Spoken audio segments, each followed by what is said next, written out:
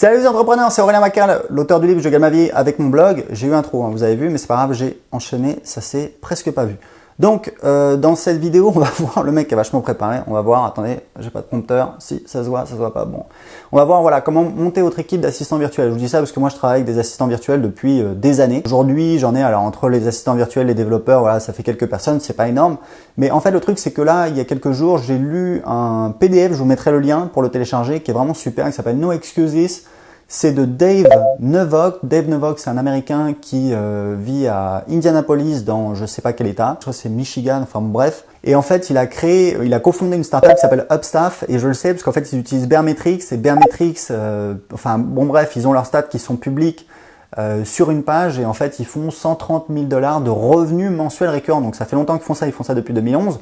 Au début, ça a vraiment augmenté un petit peu mollement. Ah oui, vous voyez pas, comme ça, hop, tac. Donc ça a augmenté un petit peu mollement et puis voilà, ça a pris une belle inflexion. Là, ils sont à 130 000 $. Ils ont une équipe de 17 000 personnes, donc c'est une entreprise totalement virtuelle. C'est-à-dire que lui, il travaille de chez lui, son cofondateur travaille de chez lui et tout le monde travaille de chez lui, les développeurs, les assistants, les machins, les bidules, etc.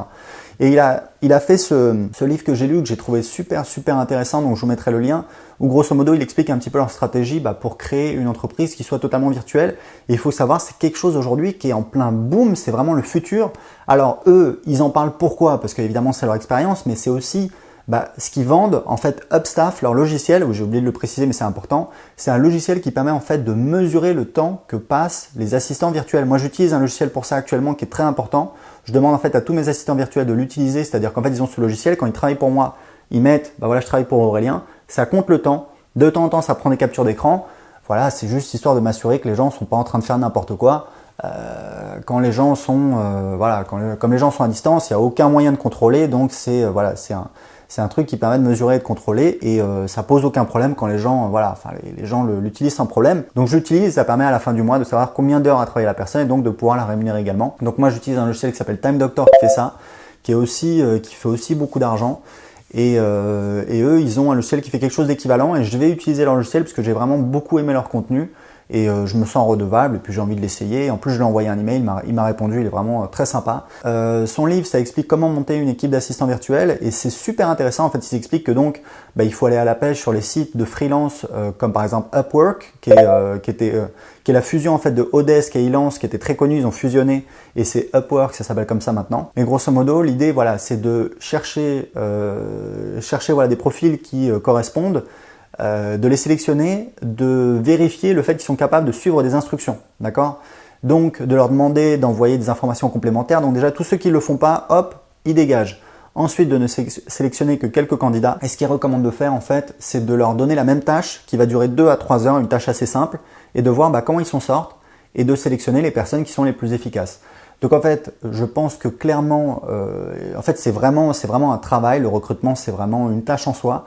C'est-à-dire qu'il y a beaucoup de gens qui ne vont pas correspondre. Il y a des gens qui ont l'air d'être vraiment super et quand vous les testez, vous apercevez que ils sont pas sérieux pour une raison X ou Y, ils sont pas capables, c'est pas le bon moment, ils sont pas motivés, ils ont autre chose, ils ont machin, etc.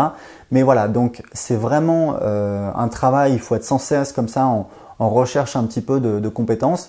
Et moi, c'est quelque chose que j'aimerais améliorer dans mon entreprise. Aujourd'hui, si vous voulez, je fonctionne vraiment de manière artisanale, c'est-à-dire que j'ai des personnes avec qui j'essaye d'avoir une durée, une relation de travail sur le long terme, de les fidéliser. Et en fait, le truc, c'est qu'il y a un côté très artisanal, c'est-à-dire que je vais avoir un assistant virtuel qui va faire ça, ça, ça et ça. Et du coup, j'ai l'impression que de temps en temps, ils sont un petit peu dépassés, c'est un petit peu difficile à gérer. Lui, il explique qu'il ne prend pas des gens pour travailler à temps plein. Il prend des gens pour effectuer des tâches en particulier et en l'occurrence, ces gens-là travaillent à temps partiel et il dit qu'il préfère travailler comme ça. Alors moi, j'aurais plutôt tendance à penser que du coup, les gens vont être peut-être moins fiables, moins motivés, moins impliqués. Mais en tout cas, lui, ça fonctionne bien. Donc moi, je sais que je vais essayer de travailler un petit peu plus comme ça, c'est-à-dire trouver des profils juste pour un temps partiel, pour effectuer une tâche en particulier. Et l'avantage, c'est que les gens sont spécialisés, c'est-à-dire que plutôt que de devoir faire A, B, C, D, E, F, ils ont une tâche à faire et ils vont se spécialiser là-dessus. Donc ce qu'il explique, c'est que il recrute des gens, donc il a un processus pour la sélection. Ces gens-là, ils travaillent à temps partiel et ensuite il essaye de jamais avoir une seule personne pour un poste parce que vous l'avez bien compris, sinon quand cette personne part, évidemment, on se retrouve un petit peu en difficulté. Ça crée beaucoup de stress dans la boîte puisque il y a une urgence, la fonction n'est plus remplie, donc il faut toujours avoir au moins 2 personnes qui sont à un échelon donné. Donc ça, c'est un autre conseil qu'il donne.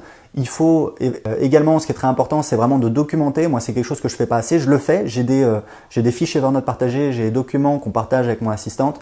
Mais il faut vraiment, voilà, documenter plus. Et c'est un travail que j'aimerais faire. Je me rends compte qu'aujourd'hui, au quotidien, je passe trop de temps pour répondre à les emails du support parce que mon assistante n'est pas capable de les traiter. Il y a trop de choses comme ça qui m'empêchent d'avancer. Je vais essayer de travailler là-dessus.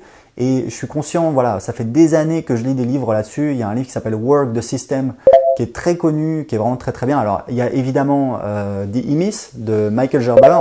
Après, il y a eu une révolution, c'était Work the System.